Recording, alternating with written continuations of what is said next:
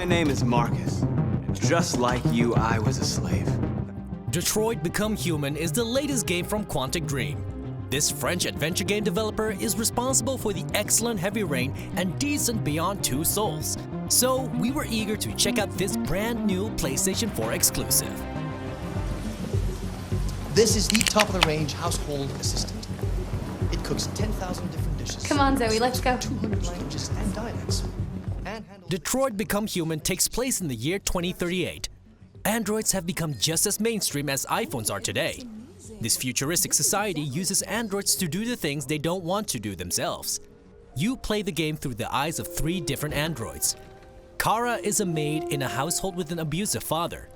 That's Alice. You look after her. Homework, bath, all that crap. Got it?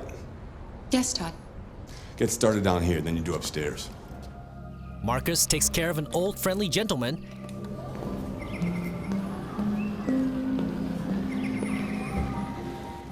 And finally, Connor, who is the first android that is sophisticated enough to work together with the police to solve crimes. What do we know about his android? Not much. The game starts off great as it makes you serve and clean up after some very disgusting humans. It doesn't take long before a couple of androids become deviant and start to break free from their masters. Watch it.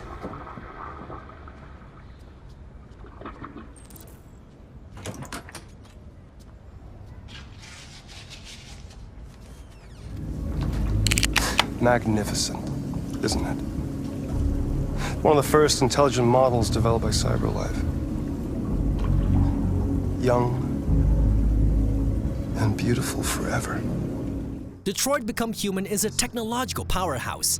It's definitely one of the most beautiful games on the PlayStation 4 today. It has some of the best and most realistic looking faces we've ever seen in a game. Don't get us wrong, the uncanny valley is still there, but since it's a story about androids, that sometimes works in the game's favor. Hello, a 30-minute session costs $29.99. Please confirm your purchase. It also has an excellent voice cast, which hasn't always been the case in previous games from Quantic Dream. The truth is, I have nothing left to say anymore. Each day that goes by brings me closer to the end. I'm just an old man clinging to his brushes. Carl.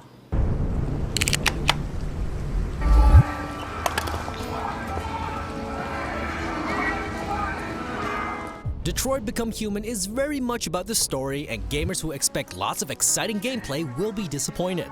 You can walk around, and there are many QuickTime events. These can be pretty frustrating since you are required to use the touchpad and motion sensor in certain situations. There's no option to just use the buttons, and the game makes you swing the controller around whether you want to or not.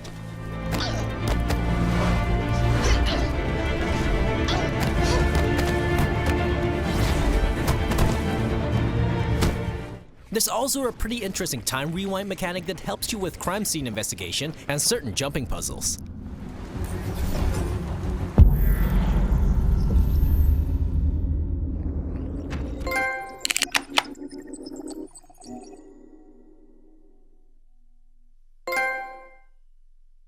You will get a very detailed decision tree after you've completed a chapter. Here, you can see exactly how the choices you've made influence the story. It's kind of neat to see all the different story branches laid out like that, but it also breaks the illusion. It makes you realize you are playing a game instead of experiencing an organic story. However, it is a very welcome addition for completionists that want to see every possible ending. The game also shows you how your action affect the feelings of characters and even the public opinion. We all have something we want to forget. But you need to know where you come from to know who you are. There's also Chapter Select, which makes it very easy to go back and change certain choices without replaying the whole game.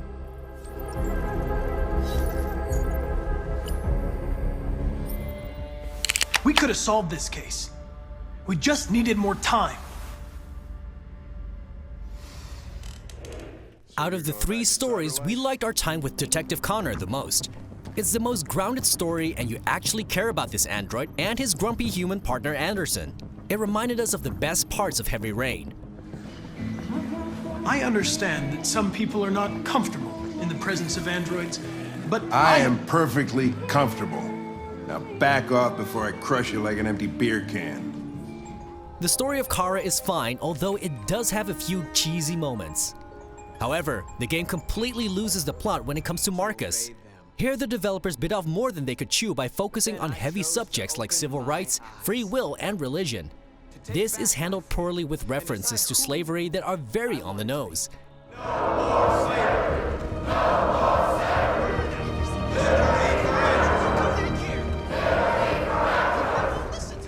At times, it feels like Detroit was made by a robot that looked up Martin Luther King's wiki page and tried to turn it into a game. Our hopes and They're doing what you do, Marcus. Together. Lead and they'll follow.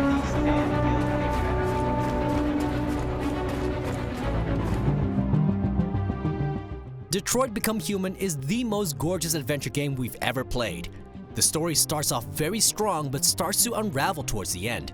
It's at its best when it's focused on a simple detective story, and at its worst when it tries to say something about slavery in a very ham-fisted way.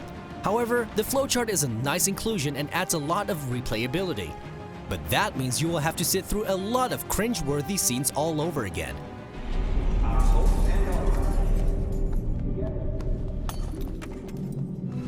who let you out? Get away from me! Get away from me! Obey me! I'm your master! I'm your master!